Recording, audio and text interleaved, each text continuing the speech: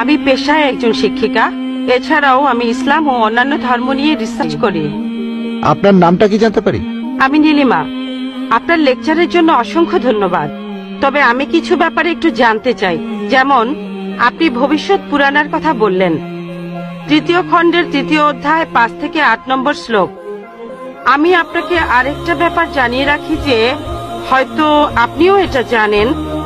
ধরেন ঈশ্বর যে নবীকে পৃথিবীতে পাঠান, সেই নবী তার উদ্দেশ্যে বলা ভবিষ্যৎবাণীগুলো পূরণ করবেন। যদি সেই নবী অর্ধেক বা তার কম ভবিষ্যৎবাণী পূরণ করেন, তাহলে তাকে নবী বলা যাবে না। এটা একটা সাধারণ যুক্তির ব্যাপার। এবারে ভবিষ্য পুরাণার কথা বলি। আপনি সেই ম্লেচ্ছ নেতার কথা বললেন আর বললেন তিনি নবী মোহাম্মদ ছাড়া আর কেউ নন। আচ্ছা, আমি আপনার কথার প্রথম অংশটা মেনে নিচ্ছি, কিন্তু পরের অংশটা আপনি ব্যাখ্যা করে বলেননি।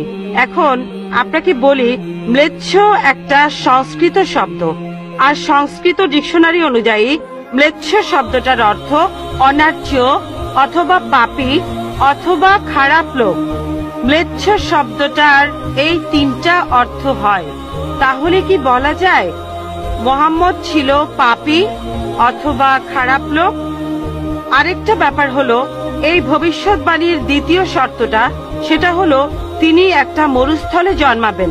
মরুস্থল এর অর্থ মৃতদের স্থান, কারণ মরু শব্দটা এসেছে সংস্কৃত মৃ থেকে, যার অর্থ মৃত্যু।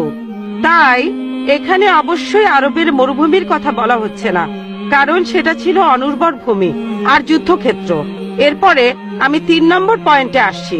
এই ভবিষ্যৎবাণীতে বলা হয়েছে যে এই ম্লেচ্ছ নেতা তিনি গোসল করেন পঞ্চগাভিয়া আর গঙ্গা নদীতে। আর এটা আমরা সবাই জানি যে গঙ্গা নদী, এই নদীটা আরবে নয়, গঙ্গা নদী রয়েছে ইন্ডিয়ায়। এটা পৃথিবীর সবাই জানে। এবার পঞ্চগাভিয়ায় গোসল করা সম্পর্কে বলি। পঞ্চগাভিয়া মানে গরু থেকে উৎপন্ন 5টা উপাদান। এই উপাদানগুলো হলো দুধ, দই, ঘি, প্রস্রাব, গোবর। এখন ভবিষ্যৎবাণীটাকে সত্যি হতে গেলে এই কথাটাও তাহলে সত্যি হতে হবে।